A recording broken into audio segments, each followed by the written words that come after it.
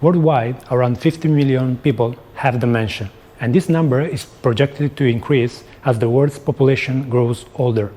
However, the number of healthcare professionals to support this population is limited. Social robots are promising tools to bridge this gap and be employed to augment the effectiveness of the therapists and to reduce their workload, especially in repetitive tasks such as cognitive training exercises.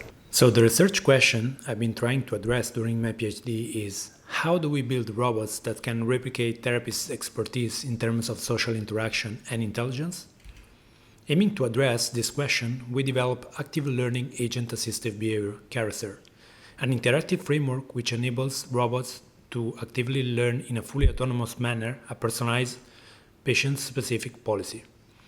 To design, as well as to evaluate CARASER, we collaborate with Fundación ACE, a research center specialized in the treatment of patients with dementia and Alzheimer. We start from observing how therapists interact with patients in terms of degree of assistance provided and verbal and nonverbal social cues, and we mimicked this behavior on a robot. We conducted 2 user studies in the healthcare facility where patients were used to have their cognitive therapies. The study involved 22 patients. Each patient played 6 sessions with the assistance of the human therapist and 6 sessions with the assistance of the robot therapist. With this study, we aim to evaluate the suitability of the assistance provided by the robot and its capabilities to adapt its behavior in order to keep the patient's performance constant over time. In order to assess the suitability, we requested the therapist to label each robot action with a score between 1 and 5. In the figure, it is shown the average evaluation of the therapist during the 6 sessions for the 22 patients. As can be observed, the rating assigned by the therapist to the robot's behavior soared session after session, eventually reaching the top score already at the 3rd session for some of the patients. However, it seems that already starting from the 4th session, the robot's behavior is almost as expected by the therapist.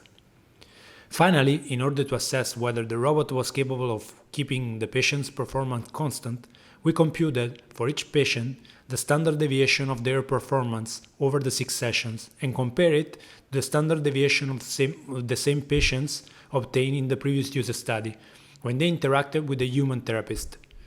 As it is shown in the figure, the robot managed to keep the patient's performance constant during the sessions, even more so than the therapist.